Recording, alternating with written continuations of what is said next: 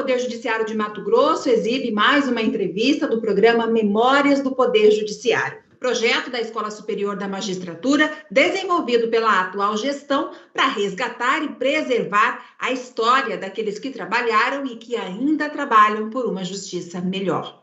Nosso entrevistado hoje é o desembargador aposentado José Ferreira Leite. Nascido em Mimoso, distrito do município de Santo Antônio de Leveger, ele sempre estudou em Cuiabá, tendo se formado pela Universidade Federal de Mato Grosso em Ciências Sociais e Jurídicas no ano de 1973. Como advogado, militou nas comarcas de Cuiabá, Diamantino, Rosário Oeste, Barra do Bugres e Cáceres, até 1977, quando foi então aprovado para o concurso da magistratura, jurisdicionando nas comarcas de Alto Garças, Alto Araguaia, Poxoréu, Guiratinga, Rondonópolis, Barra do Garças e Cuiabá. Nesta última, como titular da 5ª Vara Cível.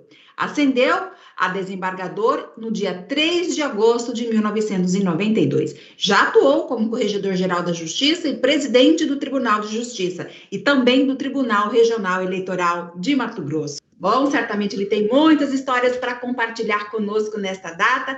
Seja, então, muito bem-vindo ao nosso programa, desembargador Ferreira Leite.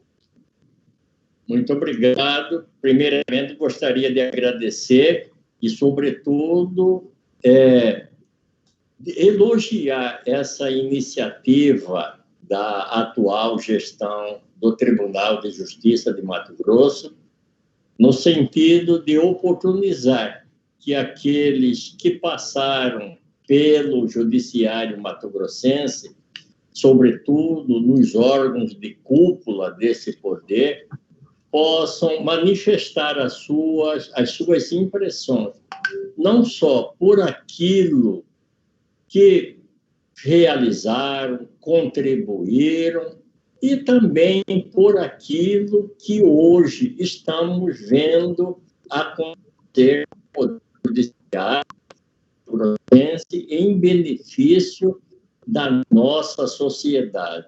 Um Mato Grosso diferente do nosso tempo, porque à época nós éramos, digamos assim, 80% de mato-grossense de origem, e hoje nós devemos ser apenas 20%, porque a população adveio para esta região, para este Estado, como contribuiu para que o Estado alcançasse esse índice econômico, político, social que se verifica na atualidade. Então, é um prazer muito grande estar com essa equipe, sobretudo com essa equipe da comunicação, mas nas pessoas dos desembargadores, Helena e também do desembargador Marcos Machado, que conheci quando ainda era garoto e que vivia andando de bicicleta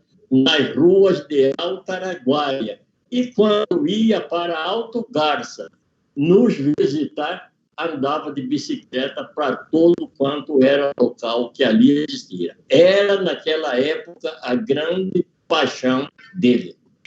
Está conosco hoje aqui também o desembargador, diretor-geral da ESMAGES, Marcos Machado. Como vai, desembargador? Prazer imenso receber o desembargador José Ferreira Leite, resgatar a minha infância e toda uma trajetória que identifiquei como juiz e até ascensão no tribunal, e foi uma das maiores realizações da minha vida, sentar no Tribunal Pleno com Sua Excelência. Então, hoje nós estamos aqui no momento de júbilo, não só porque ele representa a história viva do Poder Judiciário mato-grossense, mas também porque tem história para ser resgatada, conhecida, admirada e seguida. A desembargadora vice-diretora da ESMAGES, Helena Maria Bezerra Ramos, também participa aqui conosco desta edição do Memórias do Poder Judiciário. Tudo bem, desembargadora? Tudo bem, é um prazer, doutor José Ferreira Leite, eu estar aqui hoje conversando com o senhor. o senhor sempre foi exemplo para mim, como eu fui juiz, o senhor foi presidente, foi corregedor, e eu sempre fui prestigiado por Vossa Excelência, e eu sempre estive também a colaborar com Vossa Excelência, porque eu sempre vi o quão moderno o senhor era, à frente do seu tempo, em querer modernizar o judiciário, em querer melhorar as questões jurisdicionais para a população. Então, eu sempre lhe admirei como pessoa, como magistrado, e agora é um prazer estar aqui conversando com o senhor, né, neste dia. Obrigado por aceitar o nosso convite. Desembargador Ferreira, vamos começar então o programa relembrando quando o senhor tomou posse na magistratura, isso há 43 anos. Naquele tempo, o Estado ainda não estava dividido e a dimensão dele era continental. Conte para nós, então, como era entregar a prestação jurisdicional com tamanha distância, como era a comunicação com o TJ de Mato Grosso naquela época, ou mesmo com outros tribunais, por exemplo, como é que se expedia uma carta precatória. Conte aí. Não vou dizer para vocês que naquela época nós vivíamos na época da pedra bruta, mas ainda estávamos caminhando para lapidar um judiciário que fosse melhor, não só para os seus magistrados, mas principalmente para as pessoas que dependiam das ações do Poder Judiciário. E nessa época em que nós ingressamos na magistratura, era muito difícil o regime imposto à magistratura pelos dirigentes do Tribunal de Justiça era de uma forma rígida, precisa e sob controle pessoal. Nós não tínhamos nada fornecido pelo Tribunal de Justiça, praticamente, a não ser o próprio prédio onde funcionava a comarca, a sede da comarca, o fórum, aliás. E assim mesmo, esse prédio muitas vezes funcionava sob aluguel que era custeado pela prefeitura municipal daquela cidade que sediava a comarca. Então, nós não tínhamos material, nós tínhamos que comprar, nós não recebíamos nenhum tipo de equipamento, máquina de escrever, nós tínhamos que possuir a nossa máquina e levá-la para o fórum para trabalhar ali nas audiências. Então, quem não tivesse duas máquinas teria que passar por esse processo de levar a máquina durante o expediente no fórum e trazê-la novamente quando completasse ali o expediente. Papel, repito, nós tínhamos que comprar do nosso bolso todo o material, papel carbono, enfim, tudo o que era necessário, conserto da máquina, tudo, nós tínhamos que custear. E tudo isso saía, evidentemente, do nosso salário. Assim acontecia comigo, que não tinha fórum na comarca de Alto Garça, como ocorreu com Luiz Tarabini Machado, meu colega de concurso, que foi jurisdicionar a comarca de Alto Araguaia. Ali, àquela época, volto a repetir, tudo dependia de nós. O máximo que nós conseguíamos era um apoio mínimo, porque também eles não tinham grande possibilidade das prefeituras, repito, onde sediavam as comarcas. O senhor já disse aí que a máquina de escrever era a sua companheira fiel. Mas voltando só um pouquinho no tempo, antes, lá no concurso que o senhor prestou para a magistratura, exigia-se, por exemplo, datilografia? Não, não era exigido. Mas como nós éramos advogados, né, e nós tínhamos que ter, no mínimo, 10 anos de advocacia comprovada através de documentação extraída dos processos, nos fóruns aonde nós teríamos trabalhado, então, nós tínhamos esse mais-a-máquina no escritório. Nós, ao tomar posse, nós éramos obrigados a levá-la porque fazia parte da nossa atividade jurisdicional, do cargo ao qual nós fomos investidos. E já sabíamos dos encargos que adivinham em consequência de possuir um bem nosso à disposição do trabalho que prestávamos ao Judiciário Mato-Grossense. Era assim que funcionava. Mas nós não éramos submetidos à prova de datilografia, porque isso, volto a repetir, era uma exigência, uma consequência do fato de sermos advogados em plena atividade. Mas os servidores tinham que fazer a prova de datilografia. Se tivesse 3 erros, era eliminado do concurso, né, desembargador? Ah, sim. Esse lado aí era um pouquinho diferente. Aos servidores, sim. Estes tinham que ser ágeis no serviço de datilografia e mais não só de datilografia, mas ter um excelente conhecimento de português, de matemática, né? Inclusive da própria legislação que disciplinava à época o funcionamento do fórum, ou seja, a lei da organização judiciária do Estado de Mato Grosso. Ele tinha que conhecer, porque ele não tinha a quem recorrer para ensiná-lo no momento em que ele precisava. Ele tinha que resolver ali. Ali nós tínhamos que resolver tudo. Nós, magistrados, promotores de justiça, advogados que não tinham, à época, defensores públicos, que hoje tem, cada comarca, a mim me parece que tem um, naquela época não tinha. E os servidores, uma vez empossados no cargo, porque foram submetidos ao concurso e aprovados, eles tinham que conhecer do funcionamento do Poder Judiciário e essa atribuição. Eles tinham que cumprir fielmente, porque o juiz não tinha tempo para estar instruindo os seus auxiliares, senão ele não despachava. Desembargador Marcos Machado, por favor, a primeira pergunta para o nosso entrevistado. Eu testemunhei, com certeza, como bem, e até me emocionei, né, do desembargador José Ferreira Leite lembrar da minha infância em Alto Araguaia. Eu acompanhei a luta que era de dependência dos juízes.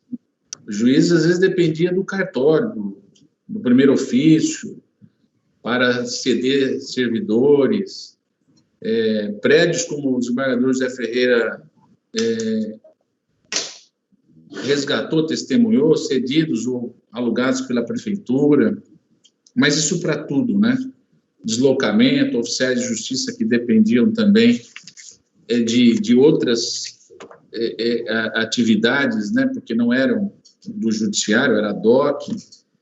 Mas eu queria, desembargador, já projetar o senhor um pouco mais adiante. Em 1994, eu era promotor eleitoral e, por iniciativa de Vossa Excelência, com a área de TI do TRE, veio a Cuiabá o ministro Sepúlveda Pertence, então presidente do TSE, para testar a primeira embrionária experiência que saiu genuinamente de Mato Grosso na gestão de Vossa Excelência, e dali o TSE comprou a ideia, evoluiu, e hoje nós temos eleições através da urna eletrônica, que me parece um grande avanço tecnológico, mas hoje está em xeque por vários questionamentos de alteração, de fraude, de insegurança de conhecimento e, sobretudo,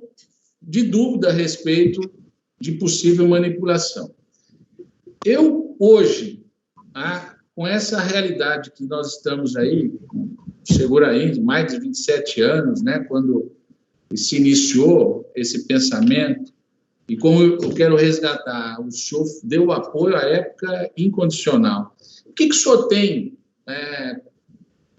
a dizer, considerando a iniciativa do passado, com essa tentativa, ou essa busca de voltarmos ao voto escrito, ou voto através de urnas,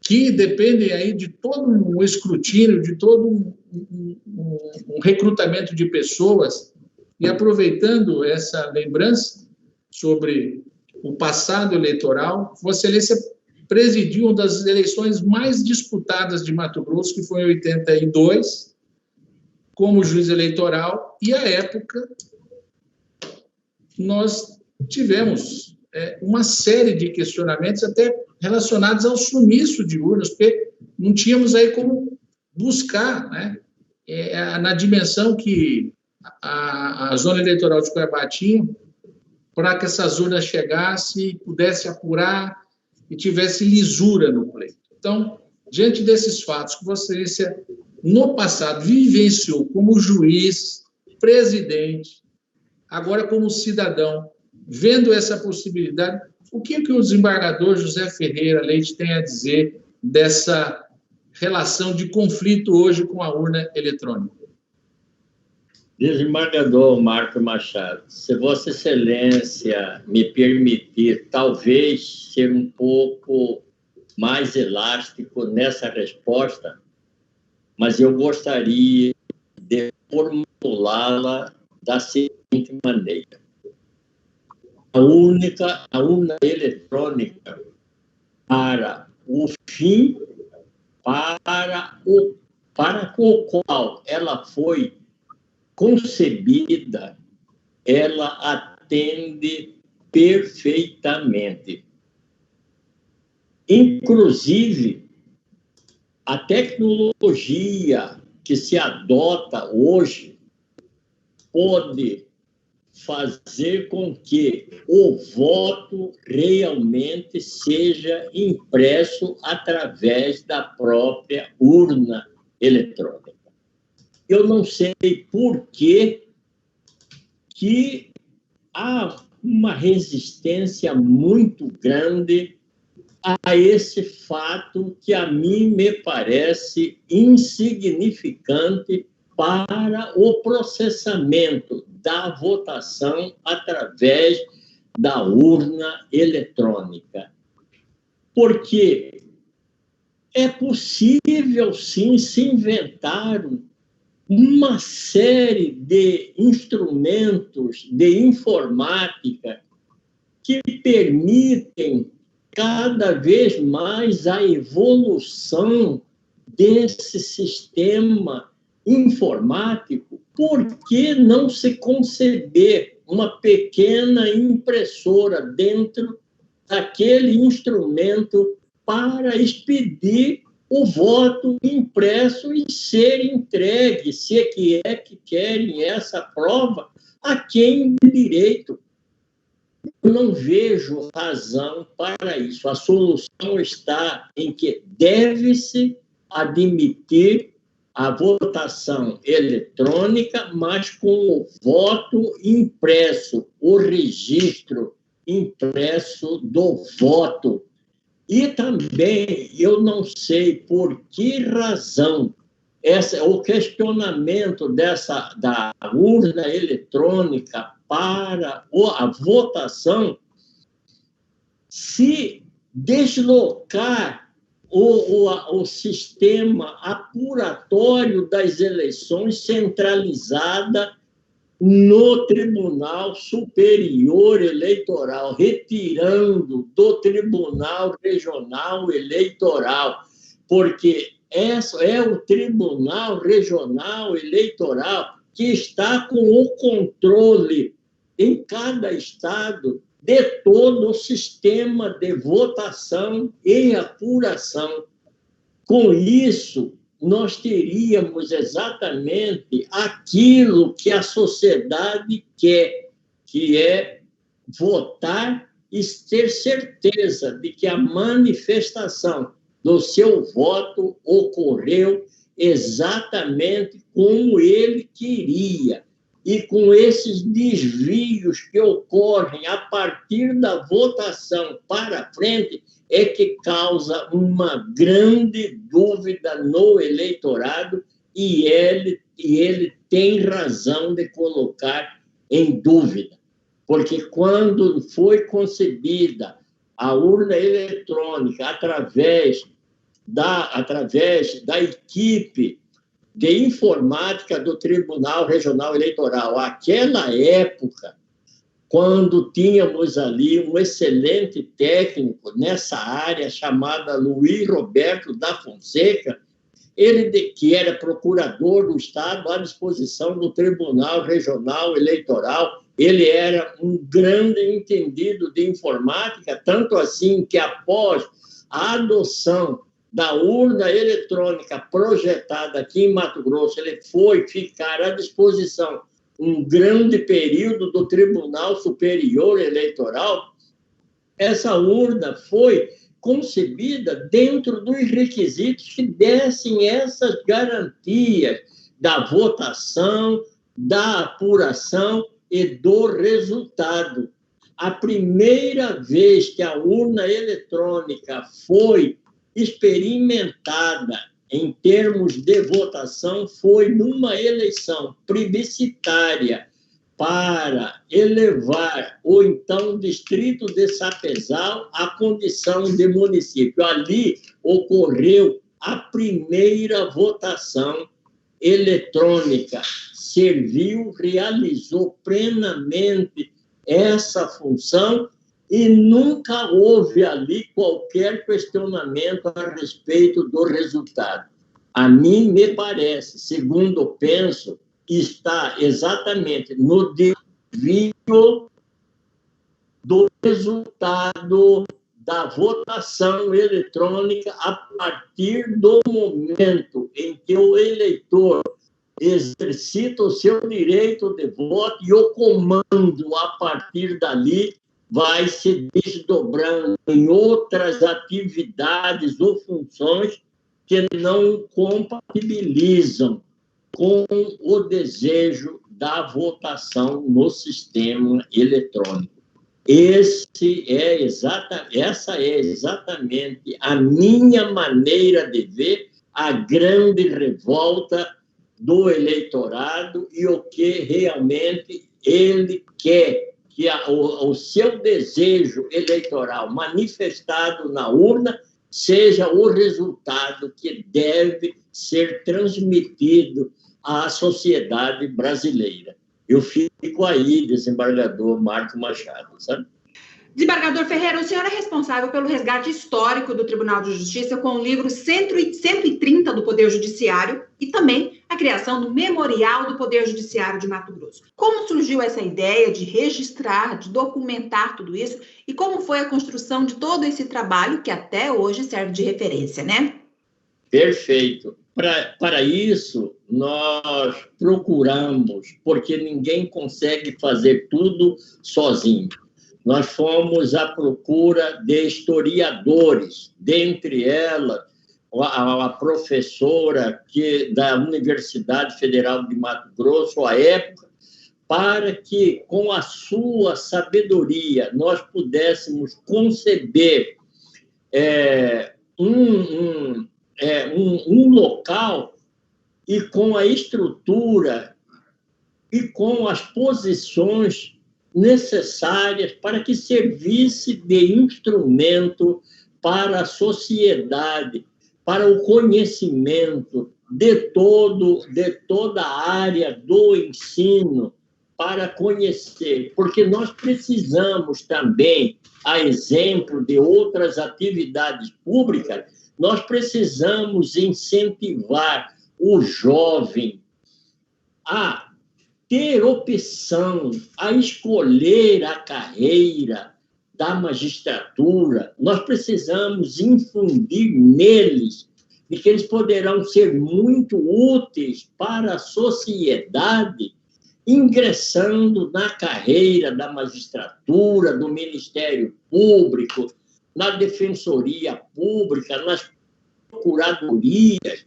E como é que nós poderemos fazer isso? Se nós demonstrarmos para eles que valeu a pena nós termos trabalhado, deixado algo que agora estão conhecendo e que vão incentivá-los principalmente para fazer uma opção profissional. Não ir para uma atividade dessa simplesmente porque ali eu possa ter uma remuneração melhor, mas eu preciso ter vocação para a carreira da magistratura.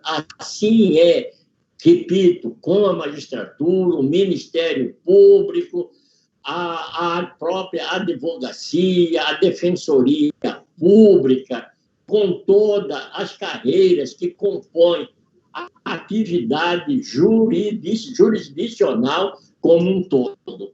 Perfeito? Então, essa foi a razão. Deixar um legado de conhecimento da história do Poder Judiciário para a sociedade matogrossense. Vamos conquistar desejos. Desembargador Ferreira, o senhor foi o idealizador da sede do Fórum de Cuiabá, uma obra moderna para a época, que foi criado por conta das ferramentas como a acessibilidade e o aproveitamento de luz natural. Como foram as circunstâncias da construção dessa obra, hein? Por favor, compartilhe aí conosco. Minha jovem, como você disse, eu sou matogrossense, né, nascido em Mimoso, lá na terra de Rondão, e fiz toda a minha formação aqui em Cuiabá. Eu, como magistrado, eu nunca concebi que o judiciário, à minha época de presidente desse poder, estava completando 130 anos de instalação do Tribunal de Justiça em Mato Grosso por 3 desembargadores da Bahia, que para chegar em Mato Grosso demoraram 30 dias e para retornarem outros 30 dias, e nós não tivéssemos um fórum na capital do estado, sempre morando de aluguel. Nós precisávamos, então, registrar essa nossa insatisfação com esse momento vivido. Mato Grosso crescendo, Mato Grosso expandindo, Mato Grosso necessitando de uma justiça mais ágil. Ela, na capital, capengava muito. Se sempre estávamos mudando de um prédio para outro e sempre de um prédio melhor para um pior, porque o aumento da população e a acomodação dos juízes e servidores era, como se diz na gíria, uma sofrência permanente. Então, quando nós assumimos a direção do Tribunal de Justiça de Mato Grosso, juntamente com desembargadores, José Tadeu Cury e Mariano Alonso Ribeiro Travasso, nós colocamos em nosso ideal de que nós deveríamos conseguir construir um fórum na capital para... Posso continuar falando? Sim, pode não. Para que o Poder Judiciário na capital tivesse a sua sede em primeiro grau num fórum construído para o seu tempo. Essa foi a razão pela qual nós empenhamos arduamente no sentido de conquistar, como conquistamos a construção desse fórum. Fomos buscar um projeto na Universidade de São Carlos, com um técnico muito competente, que veio aqui, fez o projeto do fórum em comunhão com todos os juízes, colhendo a impressão de cada juiz como deveria ser a estrutura de um fórum para atender os trabalhos do Poder Judiciário.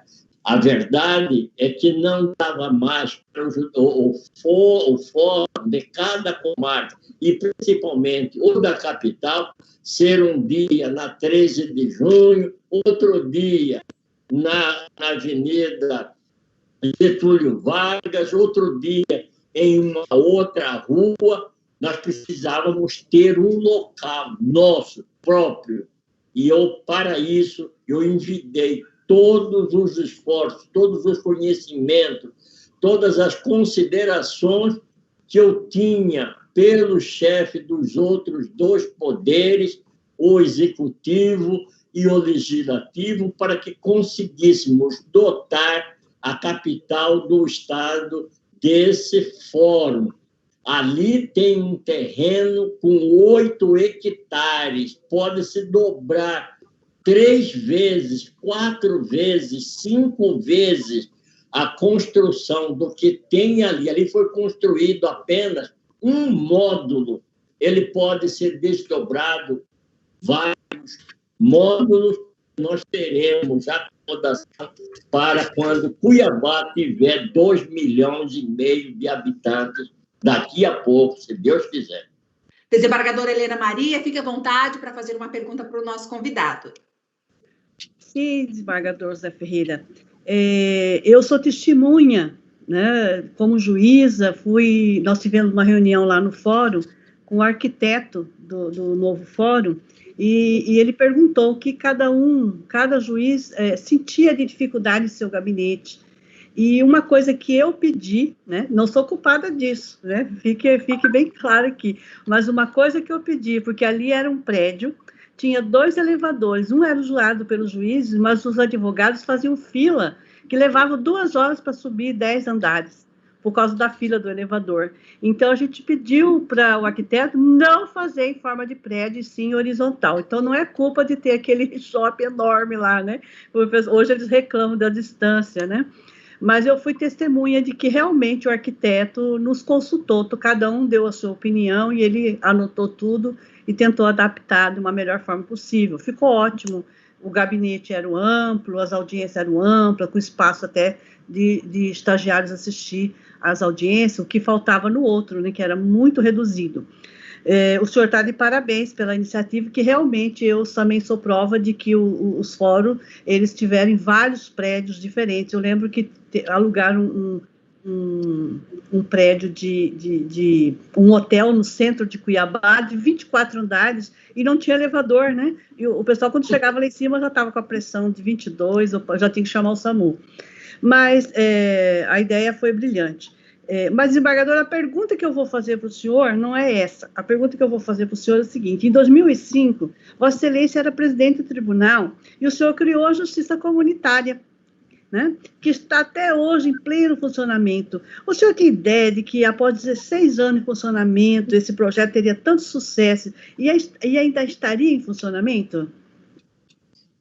Desembargadora Helena, eu confesso a Vossa Excelência de que no decorrer da minha vida de magistrado, eu tive decepções que eu nunca esperava.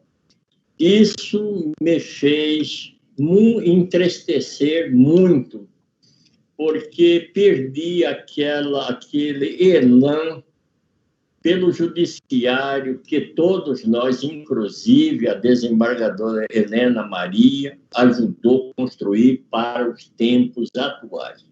A sua dedicação, principalmente, desembargadora Helena Maria, nesse projeto foi fundamental.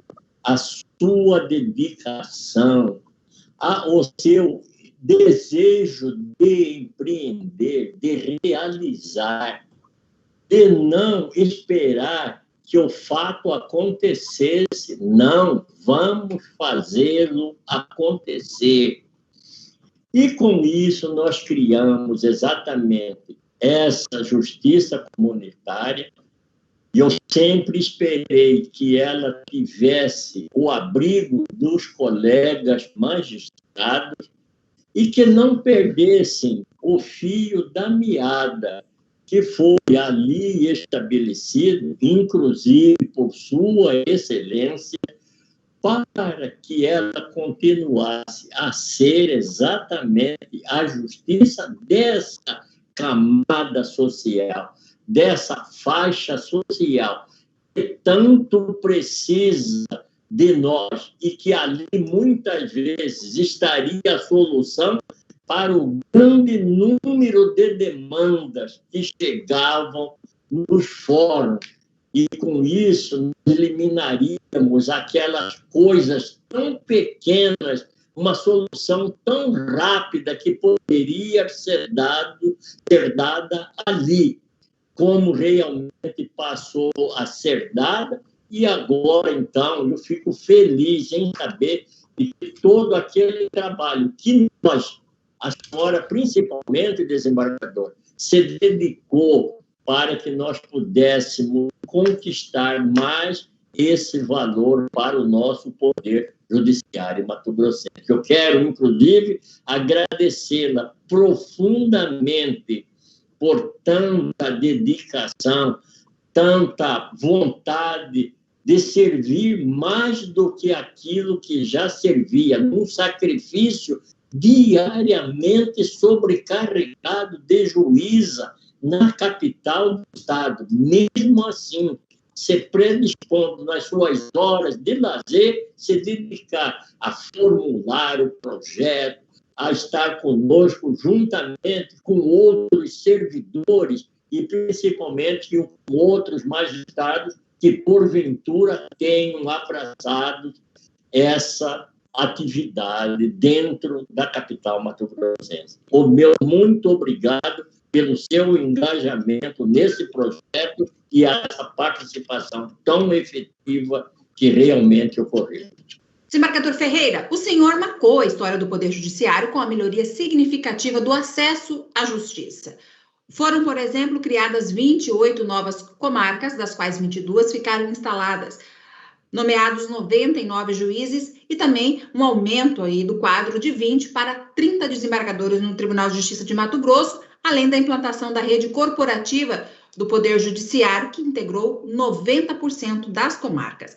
Como foram recebidas essas iniciativas? Imagino que foi algo revolucionário para a época, né? Pois é. Quando nós montamos a nossa equipe para que nós pudéssemos preencher esse período de 2 anos da administração, nós que já havíamos, com os demais colegas da magistratura daquela época, sofrido tanto como sofremos, eu e Luiz Tarabini, naquela região ali de Alto Araguaia, Alto Garça, substituindo por meses e meses as comarcas de Rondonópolis, as comarcas de Barra do Garças, comarca de Poxoréu, de Guiratinga e de tantas outras comarcas, nós precisávamos realmente nos dedicar a um trabalho que visasse colocar o Poder Judiciário aonde o povo está. O dono do Judiciário é o povo. Todos os cidadãos pagam regularmente os seus impostos. Todos eles têm direito de ter um judiciário à altura das suas necessidades.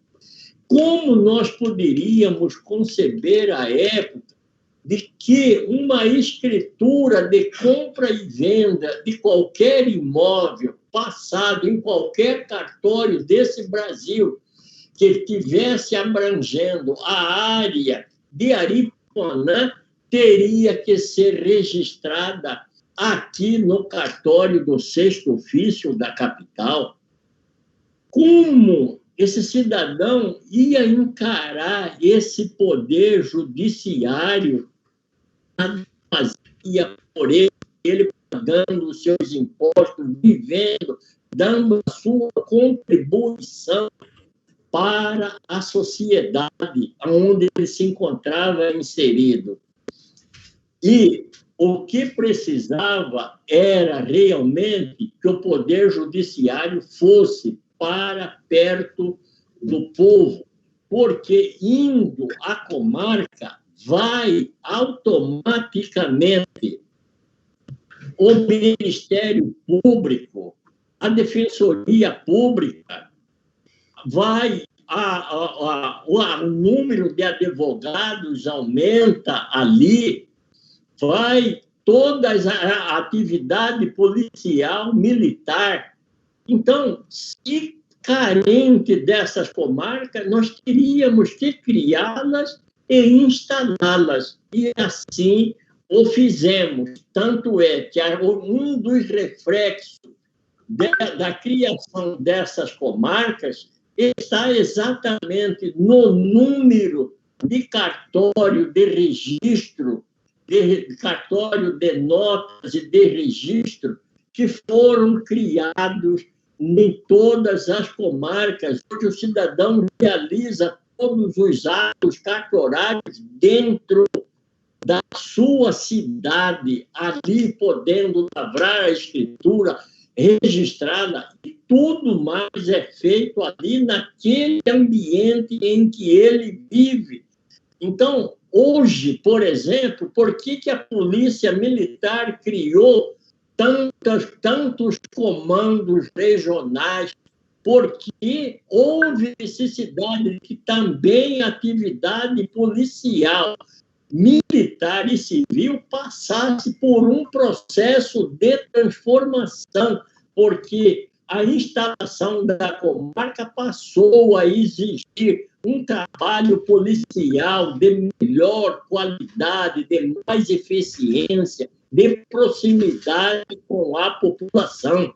Então, o meu desejo era que houvesse a interiorização do Poder Judiciário o máximo possível para que ele cumprisse a sua missão de solucionar os conflitos aonde ocorria o conflito e não deslocar a mil e tantos quilômetros para chegar aqui em Cuiabá e aqui ser, então, pleiteada a justiça. Essa foi a razão, o motivo que me levou exatamente a enfrentar essa batalha que não foi fácil para todos nós do Poder Judiciário à época, os desembargadores que compunham em número de 20, mas nós gozávamos do apoio de todos para que nós pudéssemos levar avante esse nosso desejo, esse nosso projeto. E assim o fizemos e está aí hoje. Hoje, cada cidade tem toda a estrutura da sua comarca. Eu não concebo que se possa, de algum modo, afastar a atividade jurisdicional de nenhuma dessas comarcas. Elas precisam, elas pagam aquilo que nós prestamos para elas, ou seja, para as sociedades organizadas de cada uma dessas comarcas. Desembargador Marcos Machado, eu passo a palavra para o senhor para uma última pergunta para o desembargador Ferreira e, por favor, já faça as considerações finais, viu? As considerações finais é de agradecimento, né? Naturalmente, pela presença, ainda que virtual, a participação na segunda edição desse programa que nós estamos desenvolvendo a quatro mãos, eu e a colega Helena Maria, e a esperança de que Deus conserve essa sabedoria, o senhor com saúde, para que nós possamos continuar aprendendo sempre com o senhor. Mas, desembargador José Ferreira Leite, eu vou fazer uma contraposição, que na verdade é uma pergunta. Exatamente dentro e em cima desta explosão que foi a gestão de Vossa Excelência nos anos de 2003, 2004. Vossa Excelência iniciou e consolidou um processo de reestruturação, ou diria, dentro dessa ótica de interiorizar, de chegar mais próximo do cidadão que está nas regiões mais distantes de Cuiabá, o senhor realmente estruturar. O senhor levar não só o edifício, os servidores e o juiz. Passado 12 anos, ou mais ou menos isso, já na gestão do desembargador Rubens de Oliveira, o senhor estava presente no tribunal, iniciou-se o processo eletrônico, ou PJI, que, ao longo desses anos, já temos quase 10 anos aí que esse processo vem avançando, evoluindo, nós chegamos hoje, com a pandemia, desembargador José Ferreira, com uma constatação de que o trabalho em casa, teletrabalho, home office, como estão denominando, o desejo do servidor trabalhar em sua casa, porque é uma demanda muito grande. Tem servidores, inclusive, que estão pedindo para trabalhar fora do estado de Mato Grosso. Já temos essa realidade, inclusive autorizada pelo CNJ. E há uma concentração muito grande desse ofício por via da internet, o que, por consequência e contrapartida dessa nova realidade, nós estamos num processo de desestruturação física. Nós temos que, inclusive, essa é uma cobrança que eu tenho feito à atual gestão do tribunal, para rever as construções, as ampliações e investir mais em tecnologia de informação e de servidores que atuam nessa área de análise técnica e de tecnologia de informação. Hoje, o senhor estando diante desta realidade, porque, como eu disse, é uma constatação, não é a minha opinião. Nós estamos aí funcionando, e isso foi revelado numa entrevista pelo desembargador Rubens de Oliveira, que me concedeu ontem, no outro programa que nós estamos desenvolvendo, por dentro da magistratura, que o tribunal funcionou, e bem, tirando o tribunal do júri, as dificuldades que tem nas audiências de instrução criminal, a primeira instância também funcionou muito bem. E a realidade, o reflexo disso são os números. Praticamente se dobrou o número de sentenças e se dobrou o número de acordos. Como é que o José Ferreira Leite, hoje, diante desta realidade, pensaria esse processo de estruturação ou reestruturação e como, por ser um homem sempre à frente do tempo, como que ele traria essa situação? Desligaríamos algumas atividades no sentido de poder fazer exatamente dentro dessa atividade laboral nova, né, que é um modal, paralisaríamos esses avanços de construções, ampliações, ou Vossa Excelência acha que isso é temporal, ou envolve aí uma fase da realidade ou da atuação da justiça brasileira por conta da pandemia? Segundo eu penso, desembargador Marco Machado, a evolução tecnológica que avançou muito nesses últimos anos, precisa realmente nós termos uma nova concepção do fórum. O judiciário precisa repensar a concepção de um fórum moderno para trabalhar nesta época de informação. Agora, isto jamais eliminará a circunstância que, segundo penso, de que a justiça é um ato de amor. E amor envolve fé. Fé exige coletividade de pensamento, de harmonia dos seres vivos. É como a igreja jamais poderão criar tudo o que for de moderno mas jamais o fiel vai deixar de frequentar o templo. Ele tem que estar ali no templo. E nós do judiciário, precisamos oferecer aos que creem na justiça, aos que querem a justiça, uma nova concepção de fórum, onde ele possa estar na presença do magistrado, porque essa justiça feita, segundo eu penso, através desse meio de comunicação, é uma justiça que, de certa forma, afasta o cidadão da presença do magistrado, a visão do magistrado. Então, eu acho de que deve prosseguir, parabenizo por essa iniciativa, mas nós precisamos conceber um fórum, um tipo de fórum, um tipo de atividade jurisdicional compatível com esse desenvolvimento tecnológico que nós passamos por ele. Aquela época que nós estivemos no tribunal e que procuramos ali estar no interior, era porque era muito difícil, realmente, nós não tínhamos esse processo.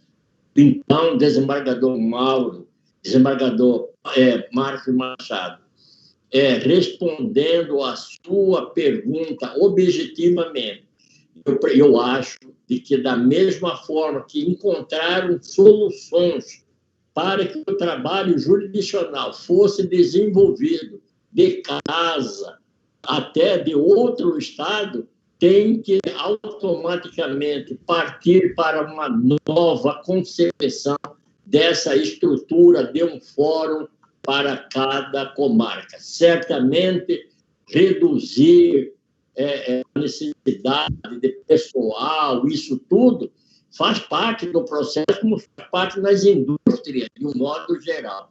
Agora, as indústrias se readequam para enfrentar isso, e é isso que precisa ser desenvolvido pela cúpula do Poder Judiciário, a concepção, não só por a tecnologia e a correspondência para isso, porque tem gente que ainda tem o hábito de querer estar à frente do seu magistrado em determinado problema. Como querem estar à frente do promotor, do advogado, do defensor público e de todas as atividades que compõem a função judiciária para os nossos cidadãos. Desembargadora Helena Maria, uma última pergunta também para o nosso convidado e já as suas considerações finais, por favor. Sim, desembargador José Ferreira Leite, eu tive a honra de ser sua aluna, né, na matéria de Direito Processual Civil nos idos dos anos 80, na Universidade Federal de Mato Grosso. O senhor entende que a academia é importante para o magistrado? Ele deve ser professor também? O fato dele ser professor o ajuda como magistrado do seu mistério? Eu faço essa pergunta porque eu tenho essa visão, né? E eu me espelhei no senhor também. O senhor foi meu professor. E até hoje, desembargador, eu me lembro das suas aulas de processo civil. Foi ali que eu entendi o que era legitimidade, o que era aquelas questões processuais preliminares que ficaram para o resto da minha vida, né? Então, eu lembro das suas aulas, dos seus esquemas no quadro. Então, a minha pergunta fica para o senhor isto: é importante o magistrado também fazer parte da academia, como o senhor o foi? Eu tenho o mesmo pensamento da desembargadora Helena Maria. É muito importante para o magistrado fazer parte da academia da magistratura matogrossense. nós devemos ter sempre em mente de que, não obstante o desenvolvimento pelo qual a sociedade passou em todos os tempos, mas os grandes filósofos, né, aqueles que ditaram regras, conceitos, que ficaram para a eternidade, eram exatamente pessoas que se dedicavam às academias. Então, me parece que o magistrado tem que realmente fazer parte disso, estudar, saber a razão do porquê realmente existe a justiça, para que fim, como ela pode se evoluir, se transformar, melhorar. E esses pensamentos válidos estão exatamente nas academias. É dali que partem exatamente as ideias fixas e que transferem para o futuro essa responsabilidade do ser humano para com o seu semelhante, para com o seu igual. Nós precisamos realmente valorizar essas academias, porque ali se formam os grandes pensadores das ações futuras. Então, a magistratura precisa e deve seguir esse caminho. Eu sou partidário desse pensamento. Desembargador Ferreira, o nosso programa está chegando ao fim. Eu peço, então, que o senhor faça suas considerações finais. O senhor tem 5 minutos. Primeiro, gostaria de repetir o que inicialmente fiz, de agradecer a essa iniciativa desses 2 magistrados talentosos e éticos e, sobretudo, interessados na melhoria da nossa atividade jurisdicional, desembargadores Marcos Machado e Helena Maria. E também agradecer e dizer da minha imensa satisfação em conhecer esse órgão ligado à comunicação do Tribunal de Justiça, que foi criado, foi implantado, melhoraram-se todas as funções dessa atividade. Hoje não se pode conceber órgão nenhum, público e até privado, que não tenha uma assessoria de comunicação, porque esta é que faz a ligação entre a instituição e a sociedade. Então, esse trabalho feito a 4 mãos pelos desembargadores, com o apoio tecnológico da assessoria de comunicação, é algo que realmente valoriza a administração, as administrações que passaram pelo Tribunal de Justiça e que sempre estiveram preocupadas em realizar algo de mais avançado, de melhor, de mais projeção social. Eu fico muito feliz em estar junto com vocês e saber que o tribunal está entregue em boas mãos, não só na parte jurisdicional, em segundo grau, como também na atividade de comunicação. É assim que se constrói um Brasil melhor. Obrigada, desembargador. Realmente foi muito proveitoso. Obrigada por ter aceito o convite. Obrigada aos outros 2 desembargadores. Obrigada à equipe técnica pelo apoio. Esse foi mais um programa Memórias do Poder Judiciário. Até o nosso próximo encontro.